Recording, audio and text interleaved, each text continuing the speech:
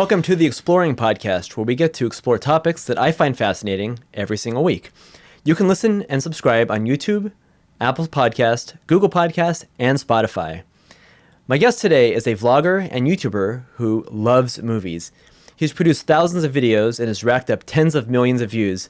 He's interviewed celebrities and always has fun, authentic conversations. His fans know him by his username, WetMovie1, and I'm proud to welcome Brendan Mitchell.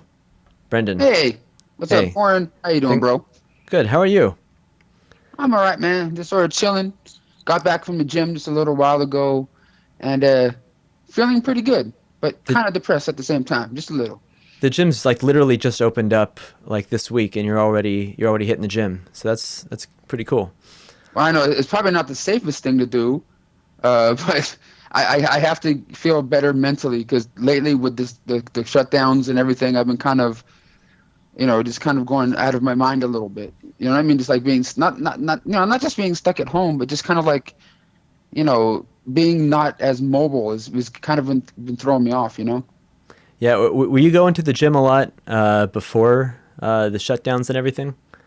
I was for my initial weight loss journey that I covered on my YouTube channel. Uh-huh. But for the last I would say 3-4 years, no, because Okay. I started working at this place, and when I started working there is what threw me off from my whole weight loss journey to begin with, which I'm sure we'll talk about in a little while on here anyway. I wanted to talk to you about your YouTube channel because it's a fascinating channel to me.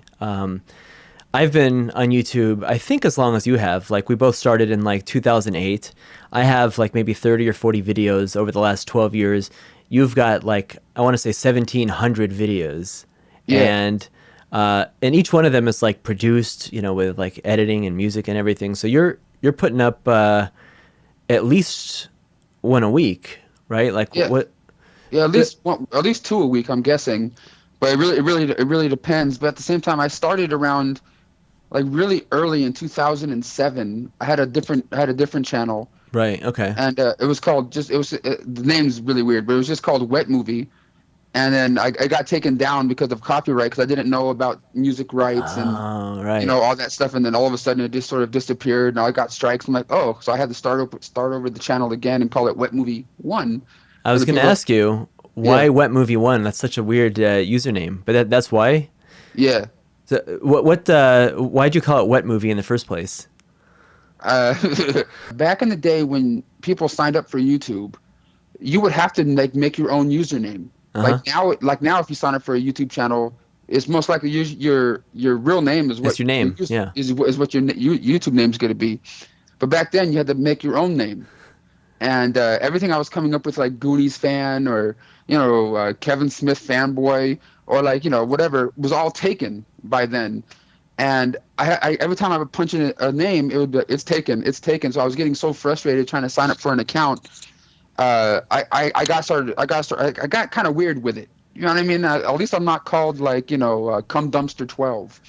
I was typing all sorts of stuff and nothing was working until Wet Movie happened. I'm like, oh, all right then. Yeah, wow. And so 13 years later, you're still Wet Movie. Yeah. 1. So yeah, it's kind of a weird thing, especially when I'm doing some of the videos that I do on my channel.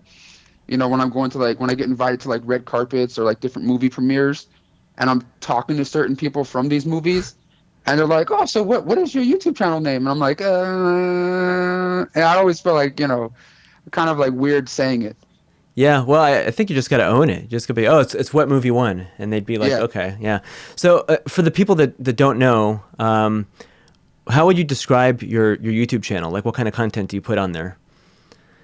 Anywhere between just vlog. I do vlogs, movie reviews, pretty much talk about physical media because that's what my passion is.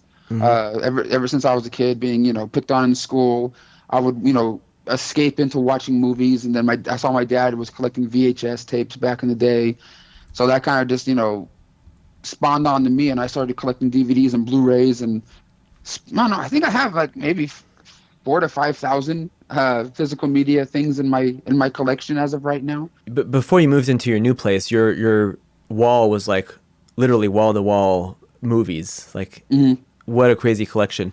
How much of that stuff is sent to you to review, and how much of that have you purchased? Well, I would say a good 70% of it I purchased myself, or we Yeah, got, okay. through the family, and the rest of it's like screeners and things I got from companies.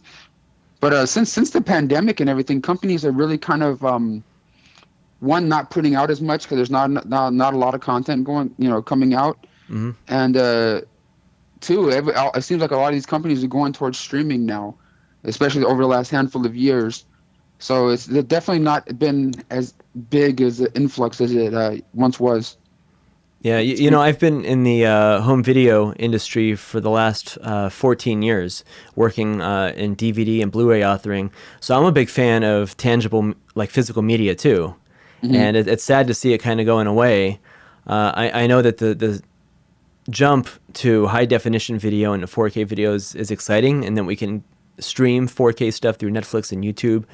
But being the guy that actually like transcodes the video for Blu-ray versus for iTunes or for Amazon, I know the difference in quality. I know a 5 gig file versus a 30 gig file. Like it's unmatched quality that you Yeah. can get at home, and it's sad to see that go.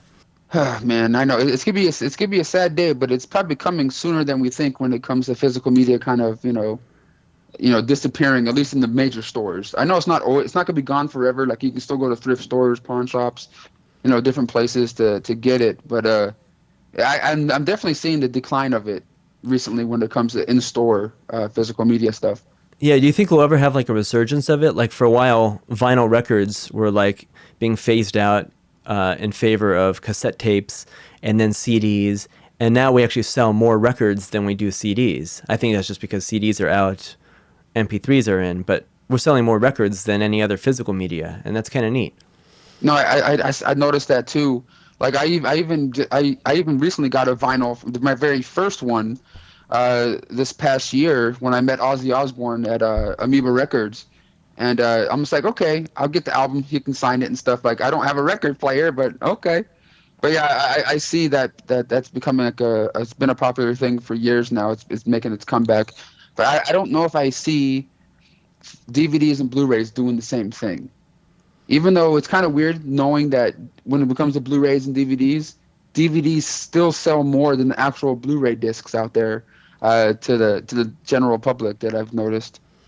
Yeah, it's funny you mentioned that because about 11 years ago, when I was working for Warner Brothers and their DVD and Blu-ray department, all of the studios had picked whether they're going to go with HD DVD or with Blu-ray, right? So you had like Universal with HD DVD, Disney with Blu-ray, Paramount chose one side, Fox chose another, and Warner Brothers was like kind of the tiebreaker, and they said we're going to put out our movies on both. So like The Matrix was available on HD DVD and Blu-ray, and as were most of their other movies, like all the Batman movies. And I remember asking one of my coworkers, who do you think's going to be come out on top? Is it going to be DVD or Blu-ray? And he said, neither. I think DVD is going to be king way longer than either of them. Hmm.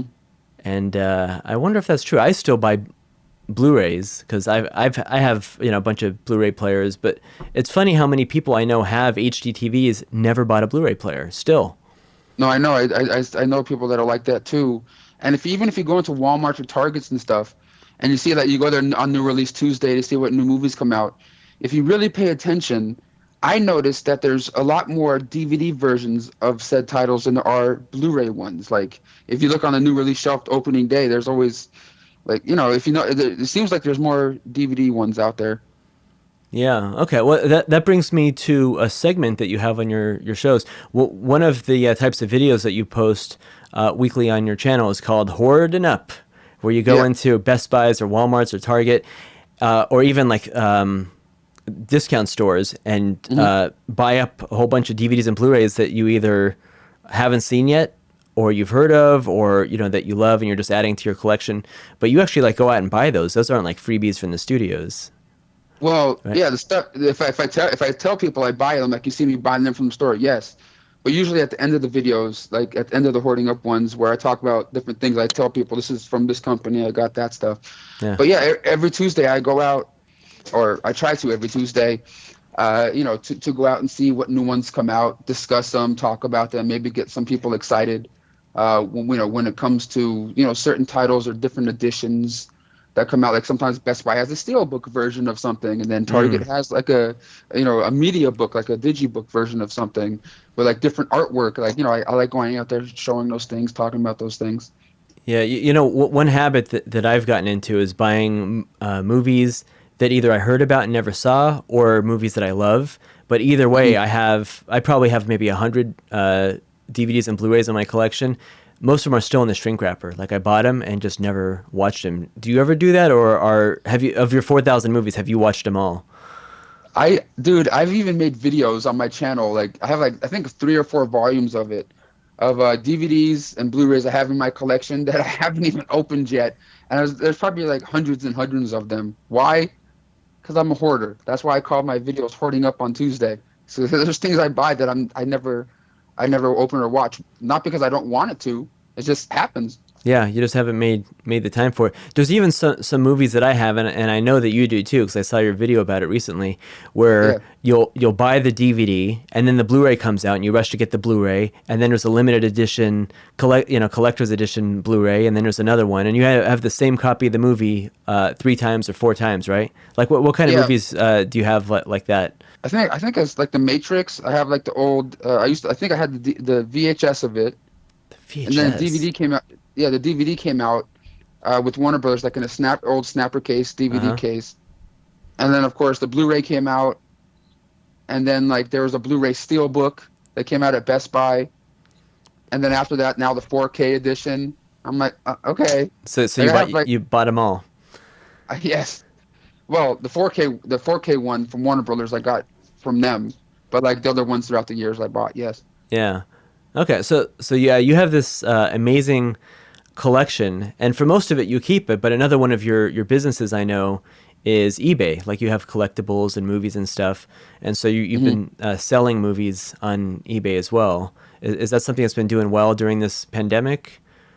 Are people? It's doing okay. That's the only way I'm kind of getting by now, money wise, since like YouTube is not really doing well with the ads, because now advertisers are kind of like pulling out. It seems like of YouTube, because there's what's the point of advertising if everyone's at home and what I mean? No one's really trying to spend their money on on a bunch of stuff right now.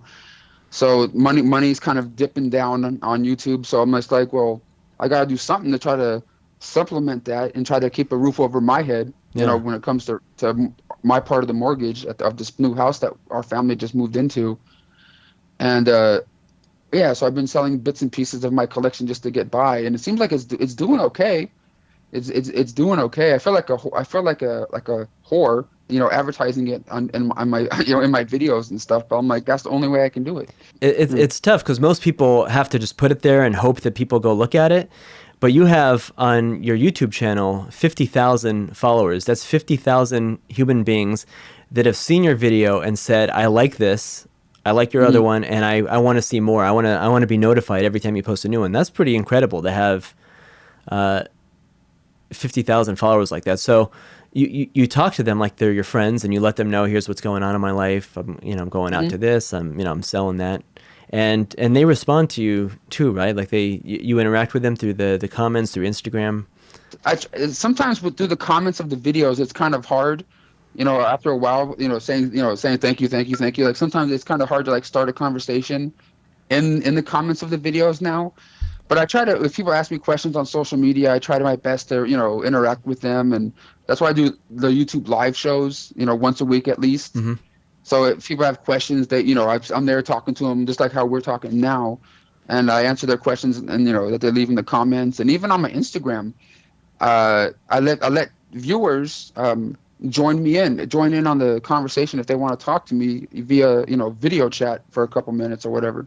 Yeah, I watched a couple of your YouTube live videos.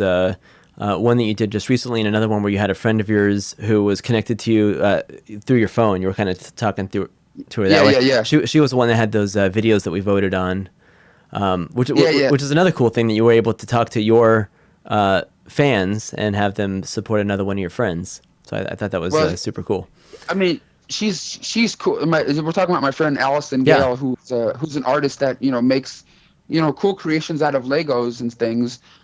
And then she told me that she entered this contest, and I just, started trying to like spread the word for another viewer that watches. And Yeah. now we're kind of friends, and we talk to each other. And With your YouTube videos, you said that you're pretty consistent. Like you post at least a couple of videos a week. So you're out there shooting and then, editing it.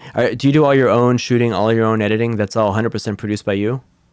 yes, I don't have any like camera guys or editors like some really some of those big YouTubers do. I'm just the guy that does it all himself. Like occasionally, like I'll hand the camera to like a friend or something. They'll get like a different shot of something, but like for the most part, it's all me. Yeah. And why do you do it? Did you set out 13 years ago to do it as a business, or you just do it for fun? I mean, what was your primary goal? Well, to beginning, I just did it because I got inspired by a comedian slash friend of mine named Dante, who showed me these old short films that he made, and they're like really low budget, like bad sound, like everything about it was kind of cringy except for like the dialogue and the people that were in it. You know what I mean? And it got me to go, you know what? If they can make this and I'm still entertained by it, I can do something similar to that. So I made a couple of short films myself, uploaded them to a wet movie channel that I had, and got a little bit of views on them. And I'm like, okay, it wasn't like big views. There's a couple hundred. I'm like, oh, a couple hundred people watch this. Oh, okay. I saw there's different communities out there, people talking about things they loved and what they collect or whatever. And I'm like, oh, I love movies. And I found people online that were like talking about their movie collections and different things. So I'm like, shit, I'll make one too. I already had the short films there. So I just started making videos showing off my, my favorite parts of my collection, and videos like that. And then it just kept going. Yeah, I never did it. I never initially did these videos to make money. I mean, making money is nice, but I never thought I was gonna, become like a superstar doing anything, make billions of dollars. I still don't think that. But I still do what I do here on YouTube for fun. You know what I mean? Like, yes, money is a factor a little bit now, only because the way the world is, and I'm just like, oh shit, how am I going to get by right now? So like I'm happy about the ads and how things work, but I still essentially just do this for fun. I'm not just out there going, oh God, I'm doing this because I need, I essentially do it for fun. Yeah. Okay. Yeah. Some of your old videos that I remember watching, like you were just going out with your friends. I think there was one where you guys had like a contest where you were eating habanero peppers or something in the park. I saw it a long time ago, but Yeah. just kind of dicking around and doing some fun stuff. When I first met you, it was a little over 5 years ago. Was it a Kamikaze or was it at Universal Studios? Yeah. We, Horror Nights? we did Horror Nights, we did Fright Fest, but yeah, you just wherever we're going, you've got your camera with you, and you're just Yeah, kind of having some fun. yeah, it was never anything that I took too serious. I just sort of just went with it and see how it goes. Yeah, well, That's how all my stuff is. yeah, can we talk about the money that comes in from having a YouTube channel that's got some success?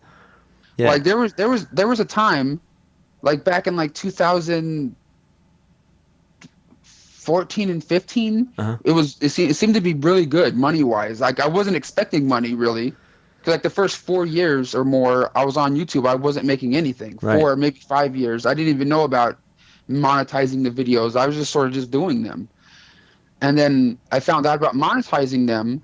I'm like, okay, and then I did, and then there was a good amount of time I was making like 1,200 bucks a month, Wow. 1,200 bucks a month from stuff, and I was getting like 100,000 views less then than I am now, and I'm making about what, like, if I'm lucky, 400 bucks, 450 at the most.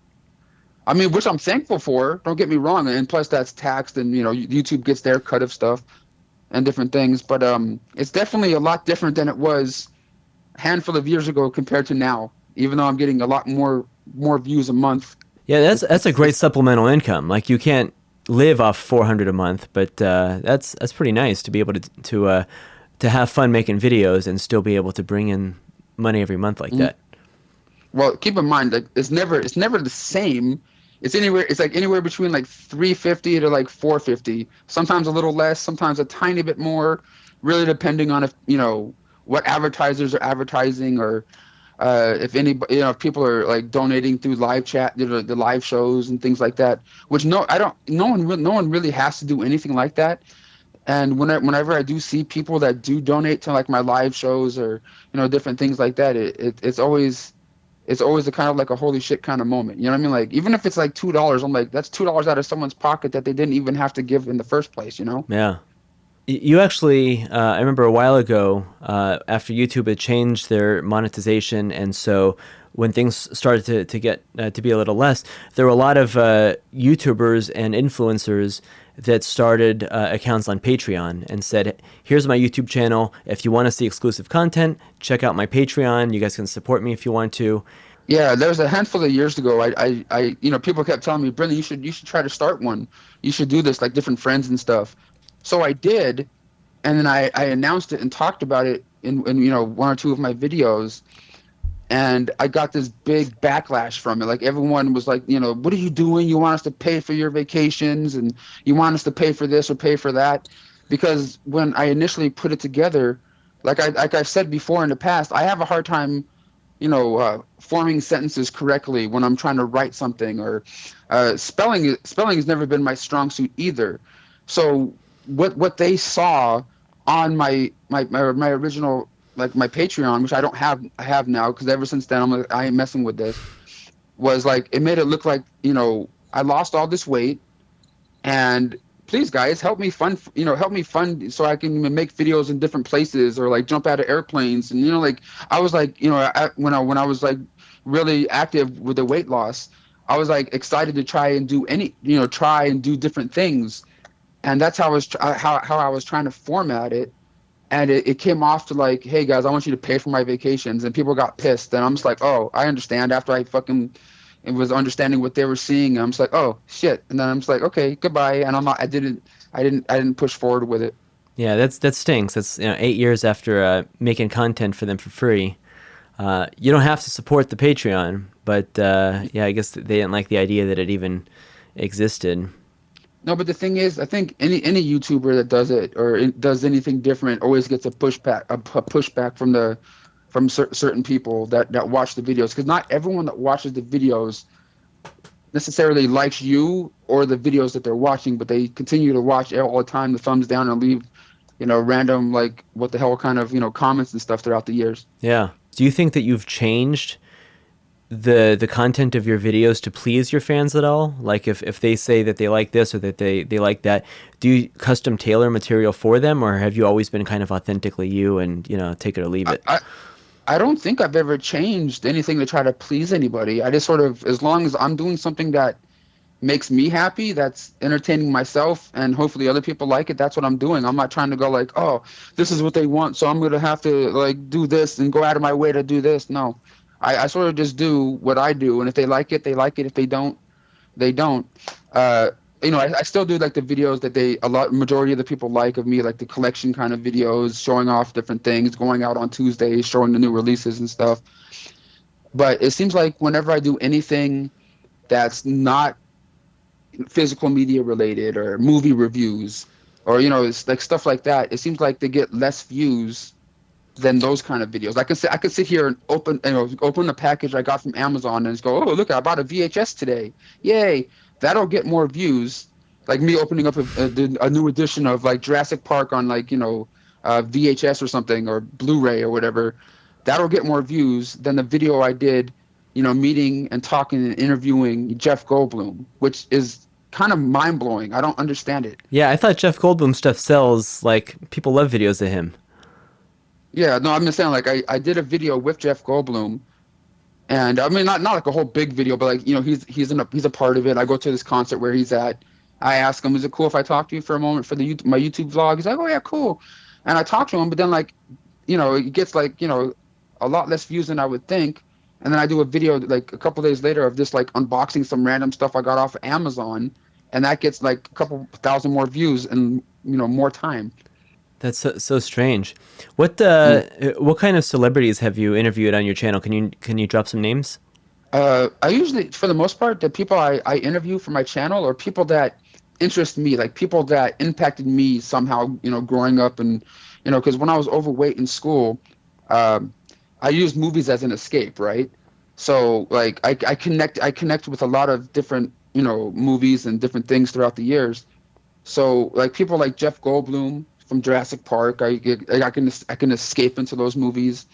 Reginald Vale Johnson, who played Carl Winslow from Family Matters, the father. He was in one of my videos where I went to an event where he was at. Asked him if I can, I usually just ask these actors and celebrities if it's okay if I, ask them a question or two for the YouTube stuff, and they either say yes or no, whatever. And you never know unless you ask.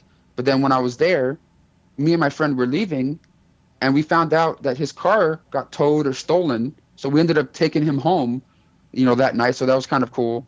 But other people that I got to talk to for my videos was like people like Ethan Embry from Empire Records and the Dutch and stuff, and Pauly Shore, Robin Shue from the Mortal Kombat movies who play Liu Kang. There's like a whole bunch of different people that I grew up loving as a kid that I get to interact with and talk to. So it's kind of cool.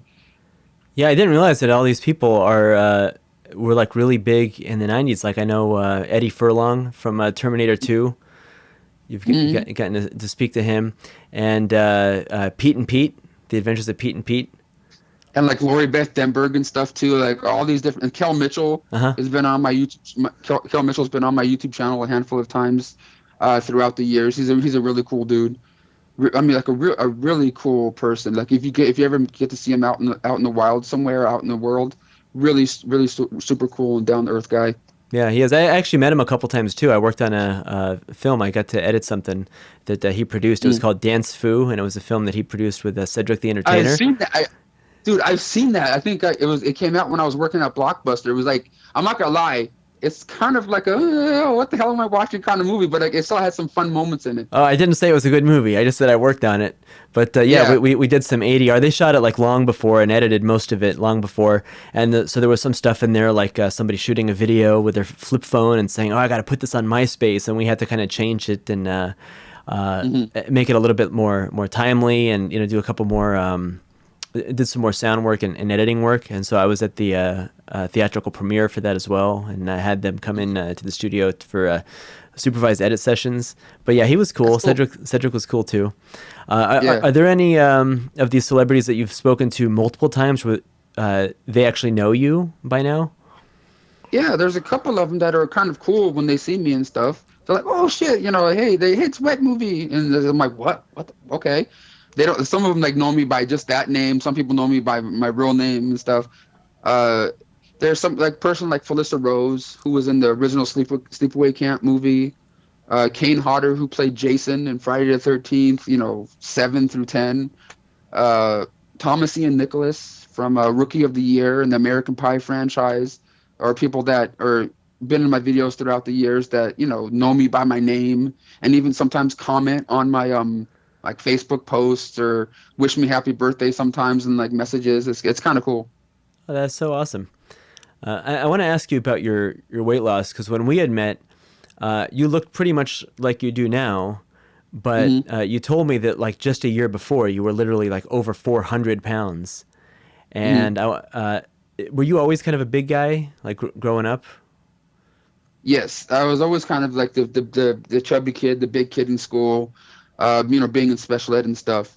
But yeah, my biggest weight was about I was just over 500 pounds at one point. Oh my goodness. But when I initially did my weight loss journey on YouTube, where I wanted to like capture like videotape my progress and like update people and show people like you can actually do this yourself without like having surgeries or anything like that. And when I initially started it on my YouTube channel, like I think I was like 415 pounds, and then I got all the way down uh, to like what 198 within a year and a half. Yeah, that's incredible. And what was your secret? It wasn't any, like you said, there was no surgery. Yeah, it was just watch the calories. Didn't go over, didn't go over 2,000 calories a day. Sometimes I went like 1,500, like some crazy person. Uh-huh. And this was back before I had a day job. Like I was working from home then, and so I can do what I want when I wanted, pretty much. Mm. So I would watch the calories like crazy, and then go to the gym that I had that was in my complex, and do like the exercise bike or treadmill or whatever, and put in my weight at the time, and it'll count the calories as I'm burning them off. And I did it for like an hour, sometimes 2 hours a day, and then I would just go home, go to sleep, wake up, go to the gym again. Like it was kind of a real unhealthy kind of way to do it. Like I know I should have done it in a better, slower, more healthier way than I did, because that just kind of screwed me in the long run, to be honest. Didn't I would have thought that that's the healthy way to do it. Watch your calories and do exercise at the same time. No, but What was wrong with that strategy? I think I was doing it wrong because one, I probably should have been eating more at the time and not hitting the gym as hard as I was. I mean, I'm not saying it was bad, but like there was a lot of different things that happened to me physically during that time when I was hitting it really hard, where I would be going out to certain places, and then all of a sudden I would start getting these, like I would start sweating, and like it would be all over my arms and legs, like the sweat would just come out of nowhere, and then I'll get like this feeling in my stomach where it feels like I would have to go to the bathroom or whatever. And then if that feeling came, I would normally just like wake up and go, oh shit, what happened? Like I would pass out on myself. It happened to me once or twice at Universal Studios when I was there with a friend. I was there with you. You had to go sit down while we were waiting in line for one of the mazes or something. There was that time with you, but I don't think I passed out fully or No, anything. no, no. But there was once I was at Universal with a friend. I was in line to go the Simpsons ride or something. I was in line, and then the next thing I know, I'm like I kneeled down, and the next thing I remember, I woke up and I was in that one of those emergency areas that they had in Universal. Going, sir, are you okay? I'm like, oh shit, how did I get here? And that happened to me a good amount of times during that whole process of like hitting doing all that stuff and restricting my calories and doing all this crazy stuff. And I think that kind of affected my body somehow. Yeah, what made you want to do that? Like to decide, I'm doing this now. Let's go. Like you hit it hard for like a year and a half. Like you were super dedicated. One, I was just tired of being really super morbidly obese and having a hard time walking up and down stairs. All this kind of stuff. Uh-huh. But the big thing was, I talked about on my YouTube channel too. Some people believe me, some people don't. But the real big turning point for me was when I started going to the bathroom, and I would try to wipe myself, reach back there, and I couldn't barely reach. I'm just like, oh shit, like, what am I? If I can't do that, who's gonna do it for me? You know what I mean? Like it was that was the thing that made me go, okay, well, you gotta do this now. Do this now, or you're gonna have your family start taking care of you and shit. Yeah. Okay. So here we are, 5-6 years later. What do you weigh now? Well, kind of really, I'm kind of discouraged and depressed about it because I just weighed myself for the first time in about a year. I mean, just a few hours ago, and I'm at the 300-pound mark right now. And at my lowest, like I said, I was 198. And I think, but I never liked the way I looked anyway. At my lowest, at my biggest, or whatever. Even now, I never like really looking at myself. It's kind of hard to say that, even though I make the YouTube videos, but I never really liked, looking at myself and stuff. But I'm trying to see if I can maybe get down to like 250 or 260 or something like that, because I think in and around that weight, I felt okay. I think. I don't know. I wouldn't have guessed that because you still look small and healthy. I want to ask you about the support that you've gotten from your subscribers. When you did initially lose the weight, I think most of them were very supportive, but Hmm. not all of them. What are some of the messages that you've gotten?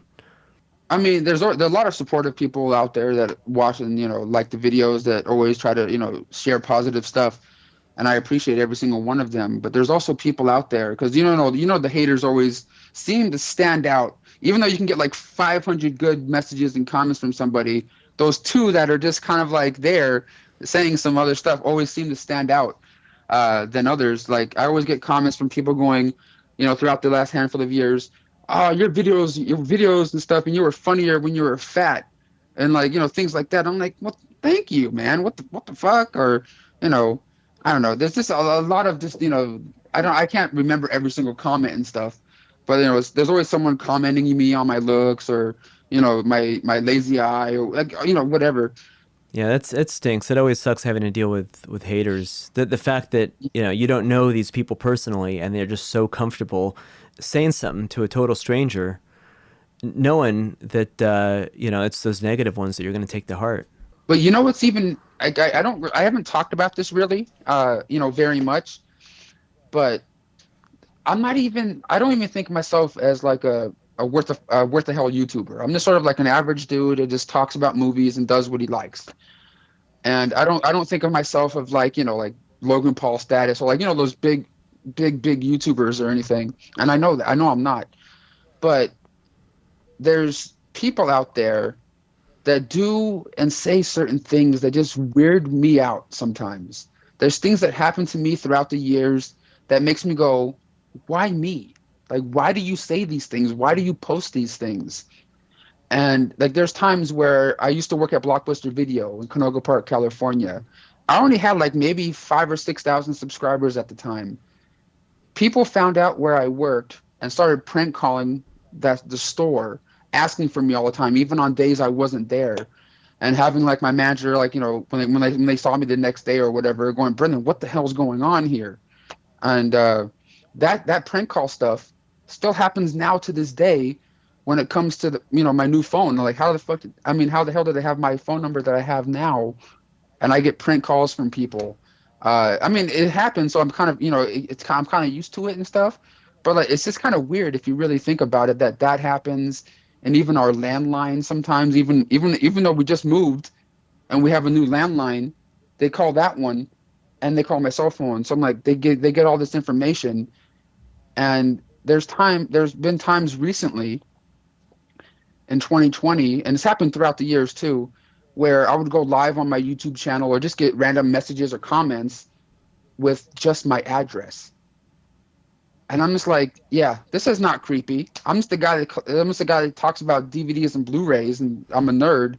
And people are posting my address in live chat shows, or just like sending me a message going, just my address, like no context, it's just the address. I'm like, okay, like I never talk about this with the people I live with or anything, so I'm not trying to weird them the fuck out, but it happens.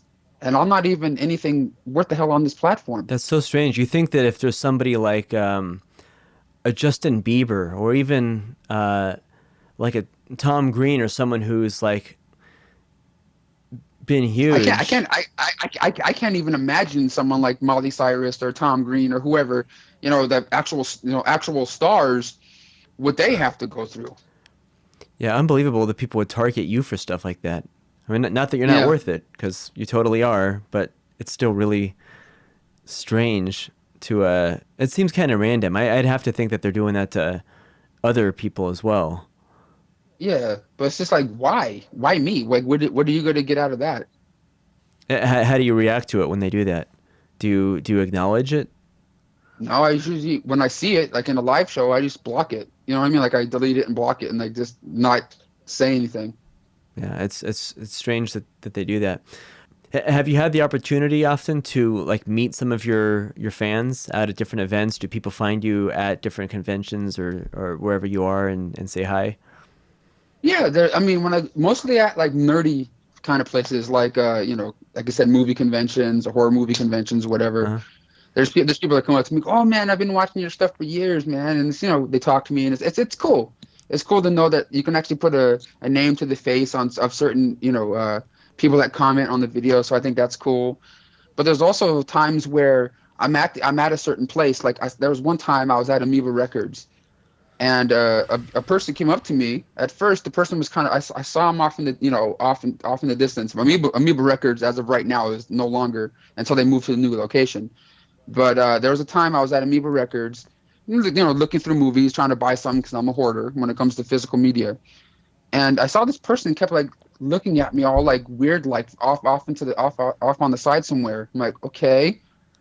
And I got like a little weird feeling and stuff. I'm like, what the fuck? What the hell?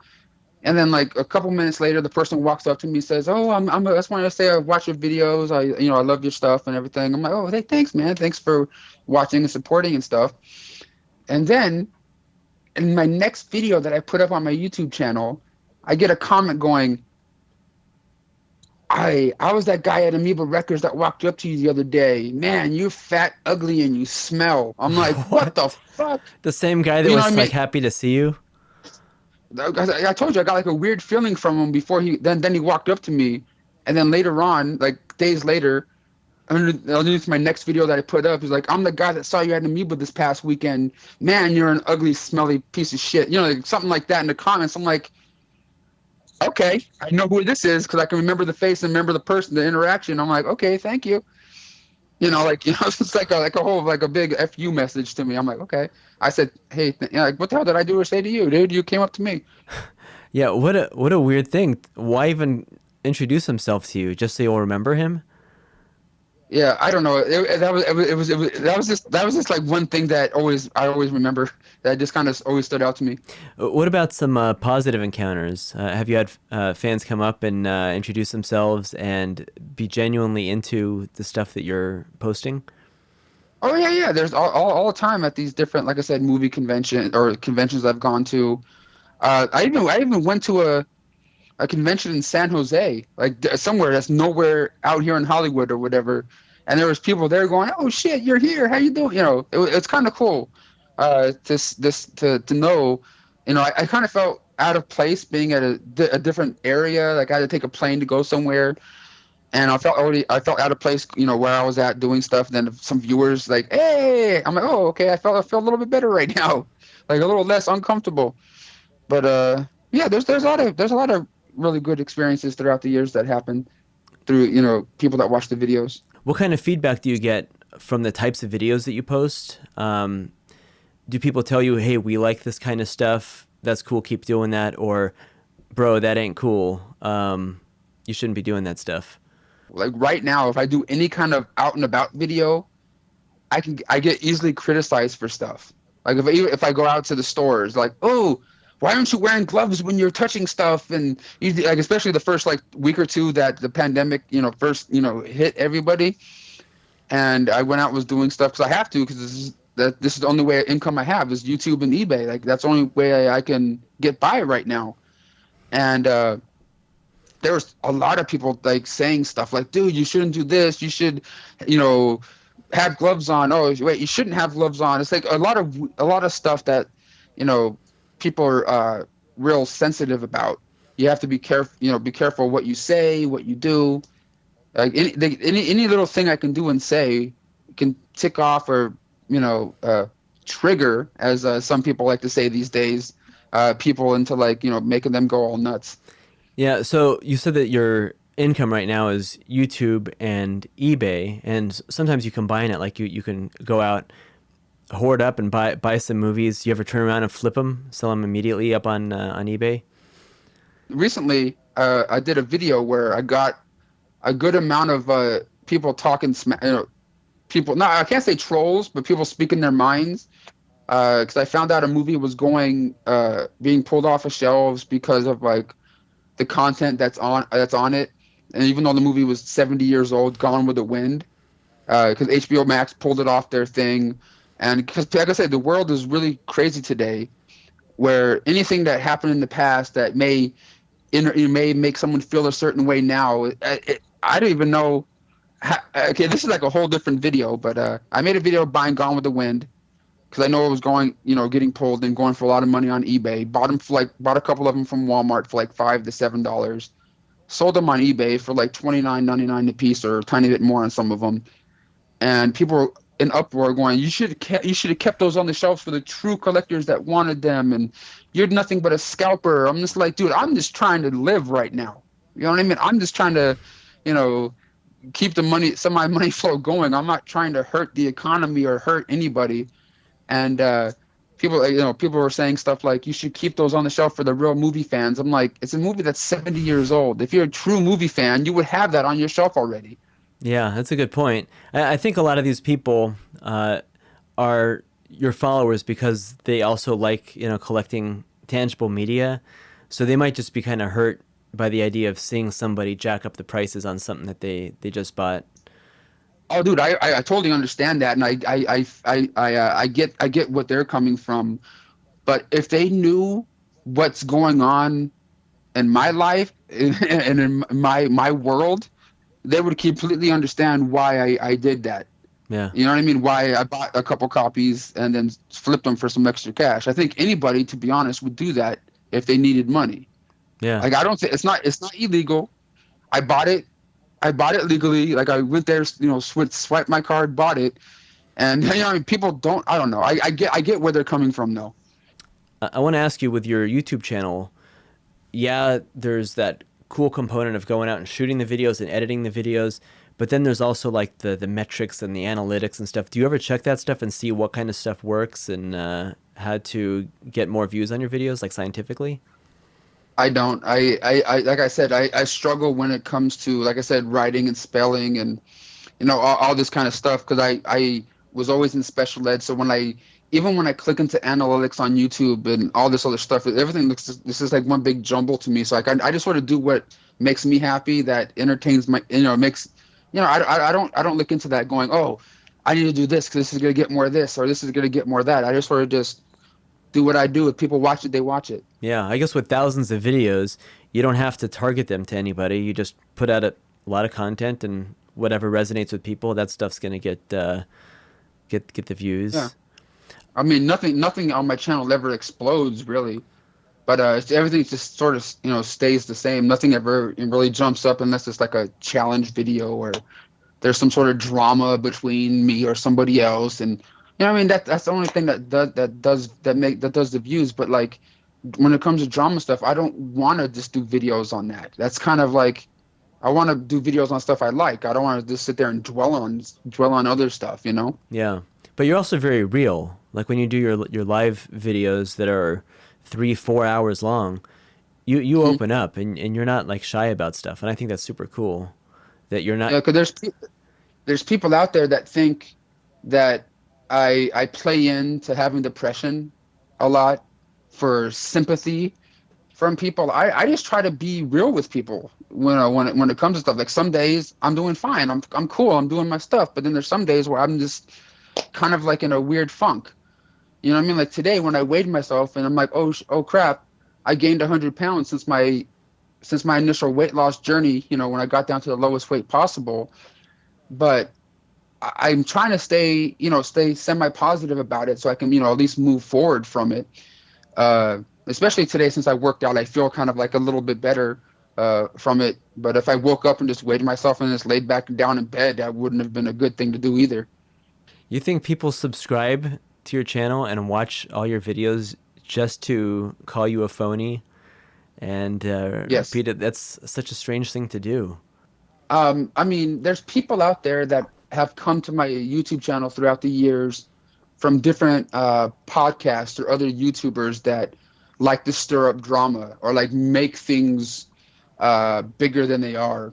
I'm not gonna name the podcast or anything like that, because there's no need to promote people that just like to, I mean, some of them are not necessarily trolls, but they just like to dwell on the drama stuff to try to, get their views up, to talk about, oh, this person is going through this and I think he's full of shit. Or, what I mean? Like, there's never, if a person's podcast is never both sides saying nice things and good things about people, and it's all negative stuff, it's just, I don't want to support who they are. Over the years, you've gotten all kinds of comments, some positive, some negative.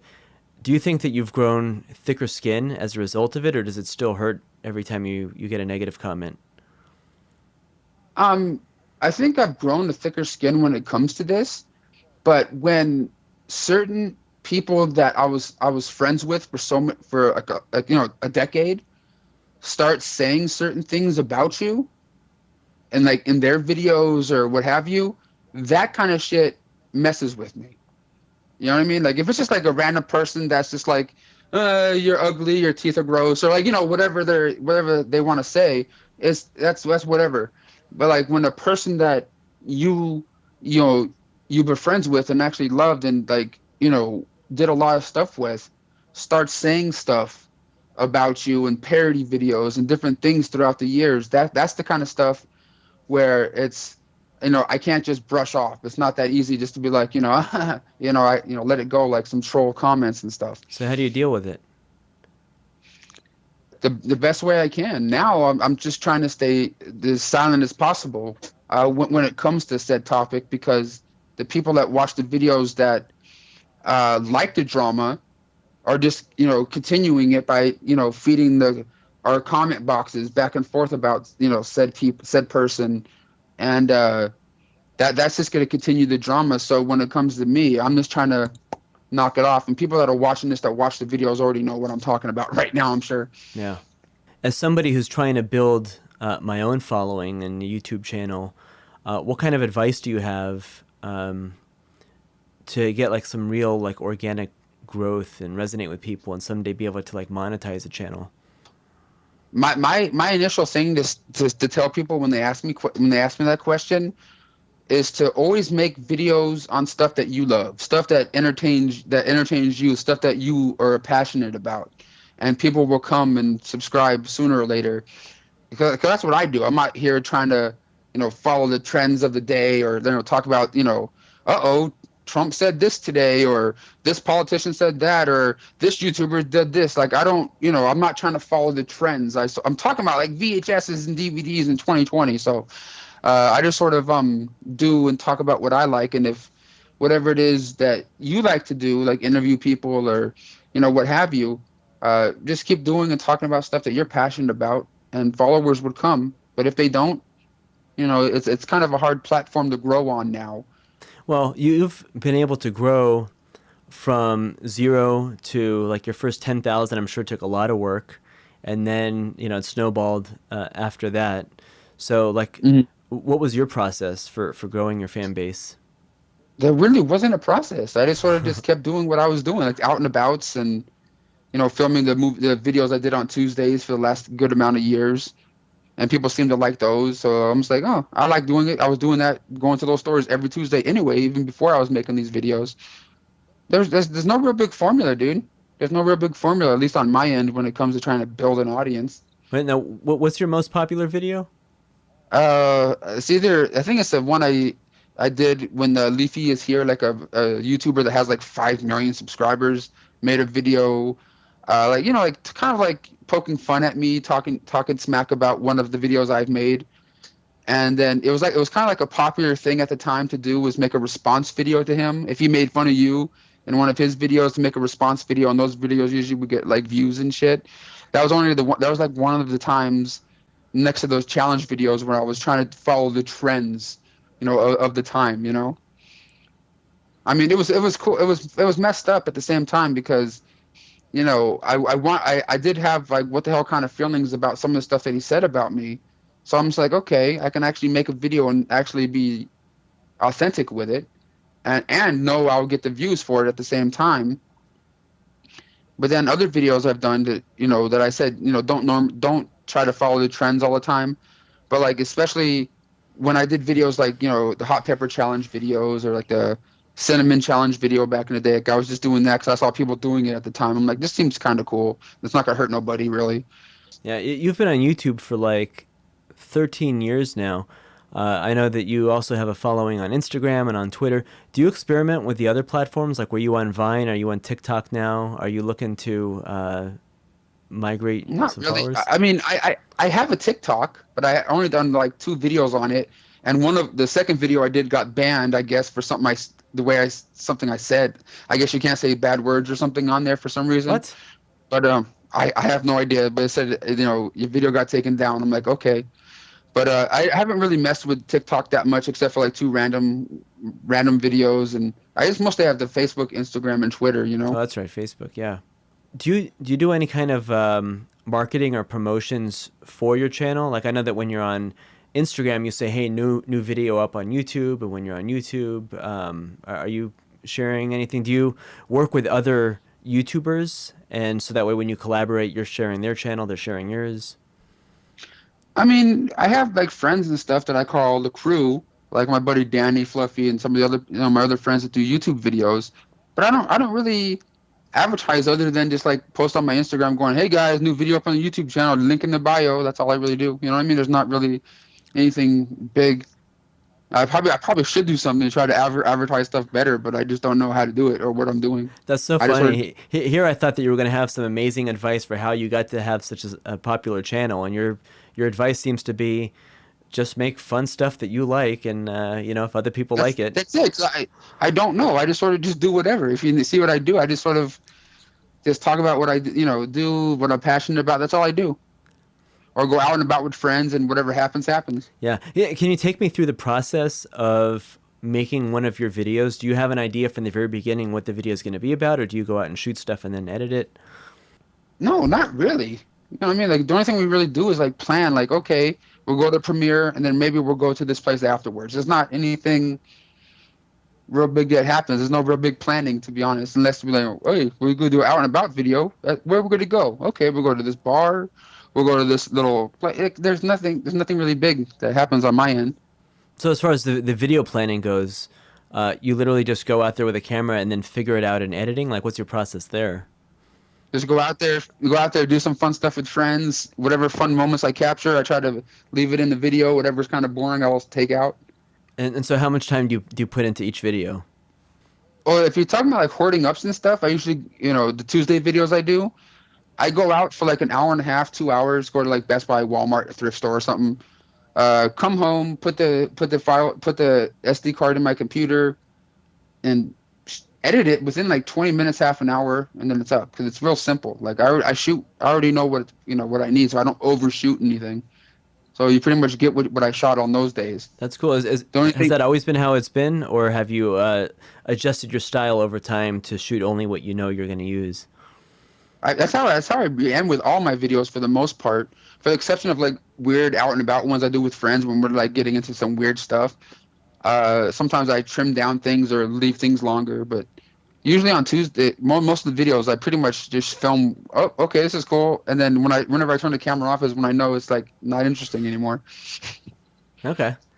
Do you do that thing at the end of all your videos where you're like, if you like what you see, give it a big thumbs up and smash that subscribe button? Like, do you? Yeah, I do that. Like I said, guys, hit the like button or whatever. But that gets so stupid. I feel so dumb saying that because I know everyone and their mom does it. I'm just like, and now I say it, and it's just kind of like an automatic thing. I just sort of say. I'm just like, then after I'm done, I'm like, oh shit, why'd I do that again for? It's like I'm not a big enough channel for likes and thumbs ups and thumbs downs to even change anything algorithm wise when it comes to channel my size. So I'm just like, what does it matter? Yeah, it's kind of funny. It's how I feel when I'm leaving a new voicemail greeting and I'm saying leave a message at the beep as if like nobody knows how an answering machine works. I know. What is next for What Movie One? Like, what kind of stuff are you working on? And where do you want your channel to go for the rest of 2020 and beyond? When it comes to 2020, man, who knows what's going to happen tomorrow? Aliens could come down. The world can explode on itself for all we know. But when it comes to me, as of right now, I'm just going to be trying to focus on my health, mentally and physically, especially during a downtime like this, and just try to better myself as a person during this time. I'm gonna still try to pump out content like I'm trying to, but I'm really going to be trying to focus on like I said, my physical and mental health as of right now. Cool. Well, good luck with that. I know that you'll make it. You always do. Brendan, I appreciate you taking the time to come on my podcast. You're only my second guest ever, and this is exciting. I was looking forward to this for a long time. So thank you again. Where can we find you? You're What Movie One on YouTube. What are your socials? I think it's just if you type in Wet Movie One or Wet Movie _1 on Twitter, on Instagram, I'm there. Cool. Well, Yeah. well, Brendan, it's always a pleasure talking to you. I look forward to it. I've been looking forward to this one for a while. So thank you so much. Wish you all the best, and we'll talk soon. All right. Thanks for having me on, man.